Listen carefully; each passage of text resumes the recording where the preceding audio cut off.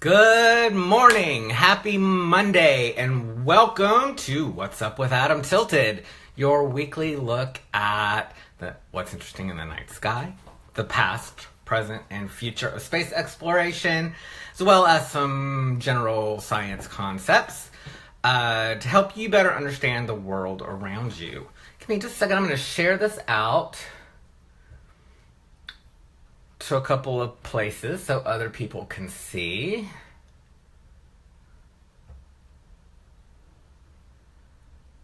Great, okay. Before we get started today, I want to just mention another... Hi, Jennifer. I just want to mention another campaign that you can help me with. Slide aside from the typical programming. But I have a campaign called End the Stigma that is designed to end the stigma of HIV. A lot of people don't get tested because they are afraid of just even thinking about it. So let me see if I can stand up without falling down. Oh, I'll just wheel back. So you see this t-shirt? You can get one. I'll put the link in the comments. And I have t-shirts, tank tops, hoodies. Hi, Emily.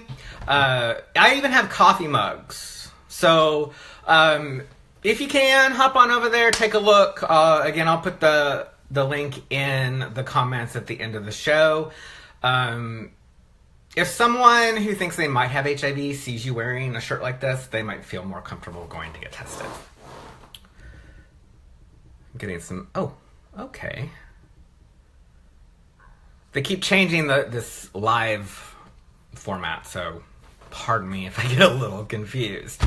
Let's jump right in. Okay, so history. Yesterday was Wilbur Wright's birthday. He was born in 1867. You know, Wilbur and his brother, the Wright brothers, they accomplished the first powered flight in Kitty Hawk, North Carolina. Pretty cool. All the way back in 1867. So you could argue that they were the ones that started us on this whole exploration. Today in 1970, Apollo 13 safely returned to Earth. You remember last week we talked about when it launched. We all know the story behind Apollo 13 and what a tragedy that almost was, but it's also a good example of human ingenuity and persistence, and exploring space is hard. It's hard to do, but it's also important to do. We learn a lot. Even from that Apollo 13 mission, which did not get to land on the moon as planned, we learned a lot. Okay, let's talk about some sky watching. I'm curious if anybody was up early enough to see the moon and Saturn close together this morning. I was not. I was sleeping. It was cloudy anyway. But speaking of the moon, on Wednesday, the moon reaches last quarter. So full moon was last week. And that means we could see the whole side of the moon that was lit. As the moon goes around in its orbit, now we're seeing less and less of that lit side. And so right now it's in what's called waning gibbous. Yes, waning gibbous. Gibbous means that it's more than halfway, kind of like bulging, but it's getting smaller. Gibbous is the more than halfway part, and waning is the getting smaller. So that bulginess from the full moon, it kind of goes like this, until it's a half moon, which is really a quarter moon. We see half of the lit side.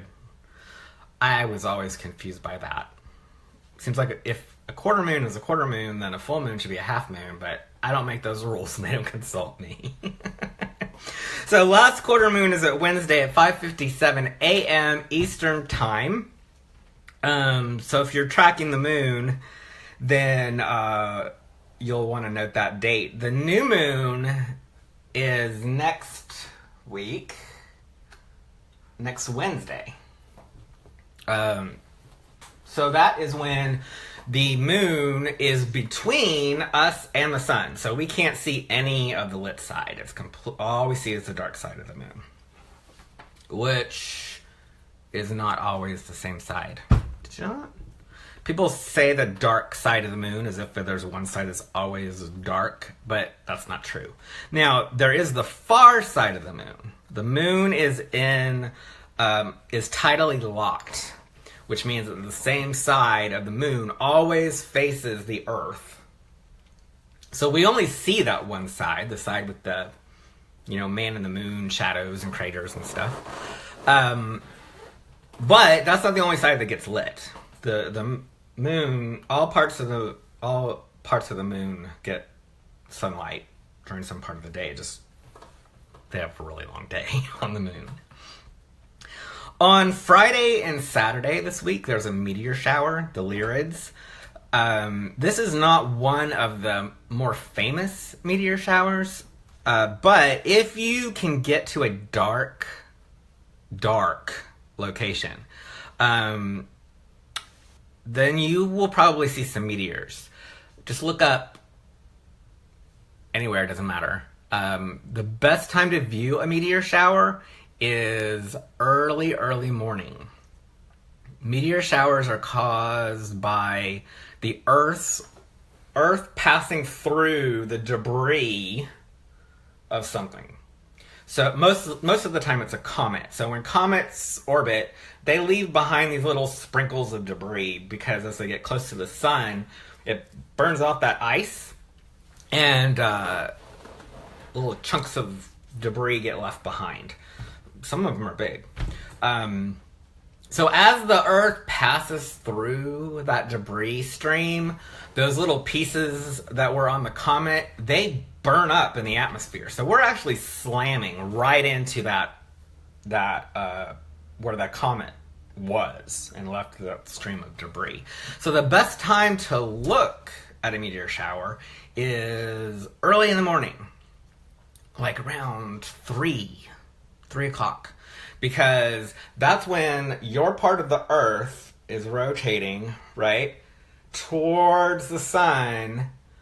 But you don't want it all the way at the sun, but you want it the direction that the Earth is orbiting, because then you're looking at the collision with those comet fragments head on. I mean, they're slamming head on, and that's when you'll see the most meteors. So if you can find a dark place out in the woods, go find a dark camping spot, look up at the sky, and you'll have a good chance of seeing some meteors. Again, that's Friday and Saturday. All right. And don't forget, although I don't know if I can even see your comments. Oh, I can see on that. I can't see on here. Let me see why. Oh, there we go. Okay. I'm learning all kinds of stuff about this live. Yeah, so, I'm just looking at some of the questions. Yes, actually a lot of moons in the solar system are tidally locked. A lot. Most, I think. And that just happens because of the orbital dynamics and the difference in mass between the Earth and the moon. Maybe we'll talk more about that in a future episode. What I want to talk about now is learning about some of the stars. It is a really good idea, I think, to know a few key stars, some of the brighter ones. Because if you know where those stars are in relation to each other, then you can look at the night sky and you can figure out what time of year it is, what time of night it is, all kinds of interesting things about, what direction you're facing. So we're going to look at a couple of stars and constellations right now on my little simulation device. This is a program called Stellarium. It's pretty cool on the Mac. I don't know if it's on the PC or not, but switch it around. Okay, see if we can get some focus. All right, this is looking towards the west just after sunset tonight. And as long as you are in the U.S., this will generally be what you see. Although the further west you are, the timing is going to be different, of course. But you may notice a constellation right away. Right here, this is a really easy one to spot. This is Orion. Oh, hold on.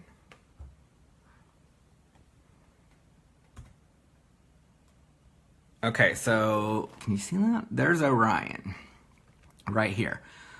Very distinguishable, 3 stars in a row to form the belt. Makes it pretty easy to spot. Orion is a winter constellation because it is high in the sky all night during the winter. Now, we can see right now that Orion, just after sunset, he's about to go below the horizon. So we know that summer is ending, okay? Summer's gone. We're into spring now because Orion, pretty soon, we're not going to be able to see him at all. All right? But he's a good one to know, especially because this star right here at his shoulder is one of the brightest stars we can see. That's Betelgeuse. That is also one of the closer stars and one of the stars that is expected to go supernova just like at any time now. So that makes it interesting. Okay, here is Orion. Just to the right of Orion is Taurus, and that bright star there is Aldebaran. Okay, so let me turn off these lines for a second. So you can see Betelgeuse, Aldebaran. Aldebaran is part of Taurus, and it looks like an orange color. So I like to think of it as the eye. Let me put up the lines again so you can see. There's Taurus, okay? And just over there, look, we got Mars. So if you have a good view of the western horizon tonight, take a look to see if you can find Mars. Now you'll notice this little grouping here, that's the Pleiades. That's also pretty easy to spot, that cluster. By the way, that's the symbol for Subaru. Mars is just below that. So you can kind of draw a line between Betelgeuse, Aldebaran, and Mars. Okay? That will help you find Mars. To the left of Orion, we have Sirius. Sirius is the brightest star we can see, okay? And it is part of the constellation Canis Major, the big dog. It's one of Orion's hunting dogs. And up a little higher, we can see Procyon, which is part of Canis Minor, one of the little dogs. Okay, so I don't expect you to remember all of this, but if you can find Orion, you see this bright star up here, and this bright star right there, you know those are the big and little dogs, okay? Orion is here, Taurus is here. That means that west is that way, okay? Orion faces the west, facing Taurus. The myth goes that he is trying to protect the Pleiades sisters from Taurus. Okay, let's spin around just a little bit and look at the other side of the sky. Okay, now looking towards the east, this is the east, we can see Spica. Spica is in the constellation Virgo. This is Virgo right here. And Jupiter is there right now. So, and again, this is right after sunset, so it's a really good time to look at Jupiter because Jupiter will be up all night long. And if you have a pair of binoculars, even with a decent pair of binoculars or a decent backyard telescope, you can see the 4 largest moons of Jupiter. Pretty cool. Sometimes, if the skies are clear enough, you can even see some of the bands. All right, so we've got Spica here, and then Arcturus is more to the east. Now I'm going to show you a little trick. Okay, I'm moving the sky all around. Okay. Most people can pick out the Big Dipper, which is not actually a constellation. It is part of a constellation called Ursa Major, the Big Bear. But there's a little trick. If you look at the handle of the Big Dipper, you can arc to Arcturus. That's how I remember what that star is. Arc to Arcturus. Now, the Big Dipper can also help you find Polaris. If you follow these lines, Polaris, right there. That is the North Star. Okay? So, if you are looking, I'm going to zoom way out, and this is going to look kind of weird for a second. All right. Let me turn off all these constellations. So to get an idea of where you are, if you don't know which direction you're looking at, and the easiest thing to do is find the Big Dipper and identify north. Okay? If you can't do that for some reason, then look for some of these other stars that we have recognized. So if you see Arcturus, or let me spin around, Betelgeuse, Procyon, Sirius, you know that if it is spring, you're looking to the southwest, okay? And then don't forget to look at Jupiter.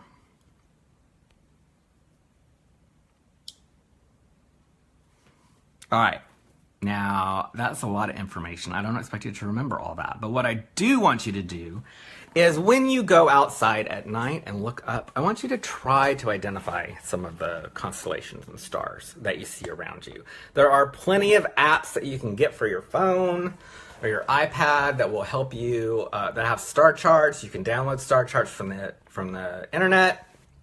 But it's only been a couple hundred years since humans have not been able to see the sky in all of its glory. It makes me sad that most people that I know have never seen the brilliance of the Milky Way under completely dark skies. I mean, that's one of the most amazing things that I've ever seen. And if you have an opportunity to do that, definitely take advantage. Hi, everybody. A bunch of people have joined. I see Melissa and Danica and Bren and Bridget,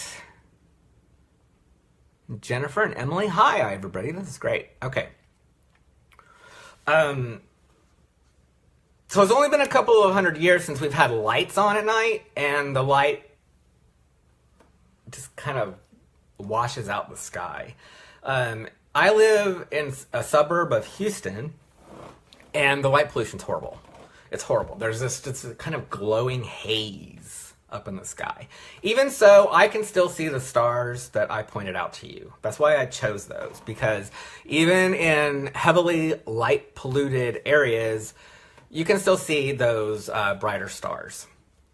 So take some time to get to know them, because you never know when you are going to be lost in the woods running from the zombies and you need to know which way is east. Okay. Does anybody have any questions about stars? Or anything that I've said so far? I'm just looking through to see if there are any questions.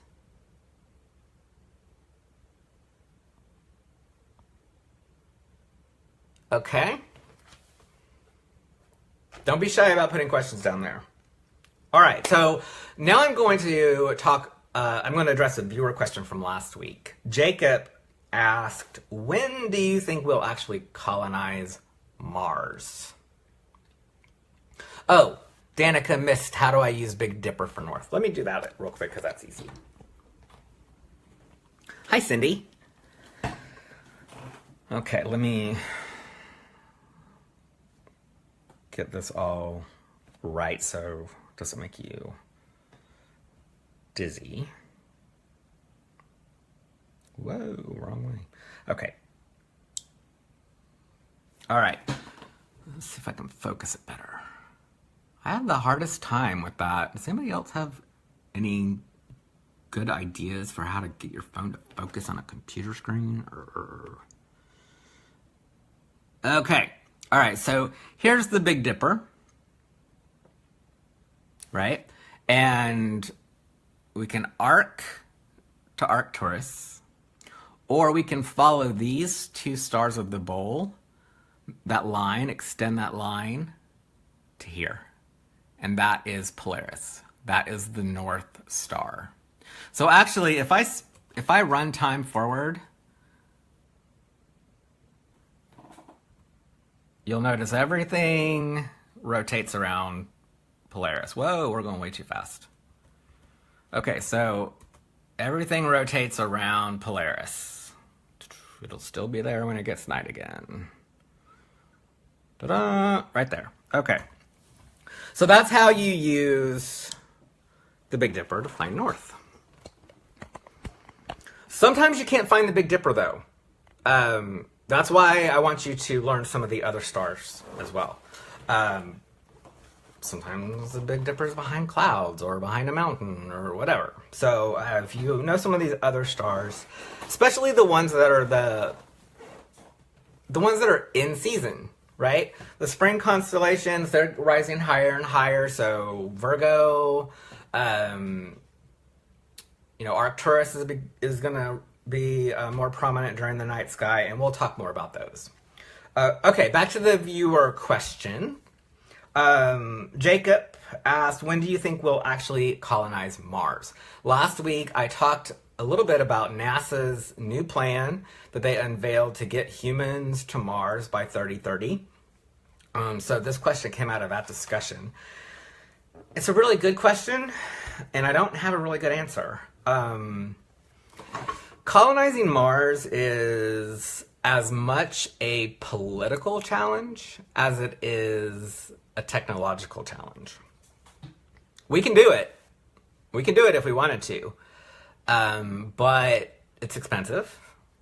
And it takes a long time, and it takes a lot of work, and it's hard, and it's dangerous. So getting the political will to do that is hard. The only reason we went to the moon was because we were in a race with Russia. Now, what I find interesting is that China, hi Peter, China has plans to build a base on the moon. And I think that is going to change the equation. If they actually go through with that and they build a base on the moon, then we have a reason to get our butts into space. I personally think it's really embarrassing that we haven't been beyond low Earth orbit since the 70s. I mean, that's silly. That's silly. We're missing out on a lot of scientific discovery. So I am not real sure that NASA is going to be sending people to Mars for colonization. Now, their plan does include sending people to Mars for research purposes, but I think it's going to be up to private companies to colonize Mars. And SpaceX is one of those companies that is right on it. Elon Musk, he is dedicated to creating a colony on Mars within the next 50 to 100 years that has 1 million people. It's a big goal. But if you know anything about Elon Musk, he sets big goals and he usually reaches them. So SpaceX is a company that you will want to keep an eye on. They have a really cool video on their website. If you go to SpaceX.com, you can watch their animation of how their system is designed to work. It's a pretty interesting concept. And Elon Musk says that the key to getting to Mars is reusability. It's so expensive to launch a rocket, and we only use it once. Imagine if we did that with airplanes. We built an airplane. flew from New York to Los Angeles and then dumped out the airplane, never used it again. It would be way too expensive to fly. Way too expensive. So SpaceX is working on making all of those components reusable. And they have successfully launched a rocket and then landed it back down on a platform. They've done that on a platform on land, and they've done that on a platform in the ocean. And that is very exciting. Now, they've had more failures than successes so far, but that's to be expected. This is a new thing we're trying. So I think our best bet for colonizing Mars is going to be SpaceX, unless something drastic happens in the political arena. NASA could do it. They definitely could. But I don't think that the political will is there to fund that. Hopefully that's not going to put us too far behind technologically, because other countries are ramping up their space programs. China, India, they're going after it. So I think that we've been kind of resting on our successes from being the first to get to the moon, but it's time that we get back to it. Danica wants to know, when does SpaceX plan the manned flight? I don't know. I think that I looked and looked and looked and I couldn't find it. They don't have it on their website, so I don't know if they have an official timeline yet. Elon Musk did say in his talk that he is looking at a 50 to 100 year timeline. And he expects to see the first people living on Mars within his lifetime. So that's pretty soon. And that would be really cool. I would love to see people living on Mars during my lifetime. I myself would like to go, but Scott would never let me. All right, well, that wraps it up. We're almost out of time. Don't forget to tune in next week for What's Up with Adam Tilted at 10 a.m. and submit your questions in the comments, or you can email them to adamtilted@gmail.com. I'll put that in the comments as well. And one more thing before you go, don't forget, you can help me with this campaign. I love someone with HIV. I have HIV. So if you love me, you can wear this, honestly. Tank tops, hoodies, coffee cups. I want to see someone with a coffee cup. I haven't ordered one yet, but I want to see those coffee cups. All right, so until next time, and don't forget to look up. Bye.